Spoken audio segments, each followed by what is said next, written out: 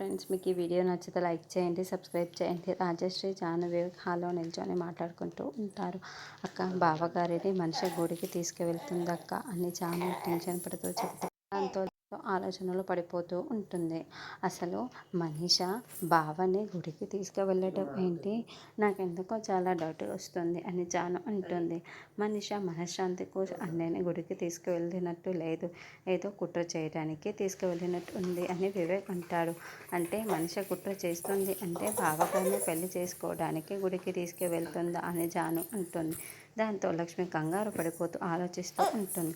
ఒకవేళ అలా కనుక జరిగితే ఇంకేమైనా ఉందా వదిన, అలా జరగకూడదు అని వివేక్ అంటే, అవునక్క, ఏదో ఒకటి చేసి అడ్డుకోవాలక్క అని జాను అంటుంది. తర్వాత దేవయ్యని మనీష ఇద్దరు గదిలో మాట్లాడుకుంటూ ఉంటారు.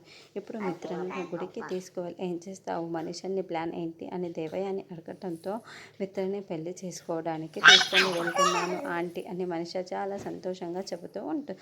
దాంతో దేవయాని మరింత షాకింగ్గా మనీష ప్లాన్ని వింటూ ఉంటుంది. తర్వాత మిత్ర మనీష ఇద్దరు గుడికి వెళ్తూ ఉంటారు. మిత్ర చాలా హడావిడిగా మనీష చెయ్యి పట్టుకొని దేవుడి ముందు నిల్చొని ఉంటాడు. ఇక మిత్ర చేతిలో తాళి ఉంటుంది. తాళి తీసుకొని మనీష మెడలో మిత్ర కట్టబోతూ ఉంటాడు.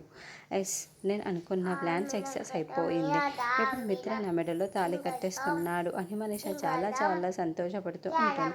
ఇంటి దగ్గర ఏమో లక్ష్మి ఆలోచనలో ఉన్నట్టు మనకి చూపిస్తూ ఉంటారు. మరి ఇదంతా మనిషి కలగంటుందా లేకుంటే నిజంగానే మిత్ర మనిషి మెడలో తాళి కడతాడా అంటే నెక్స్ట్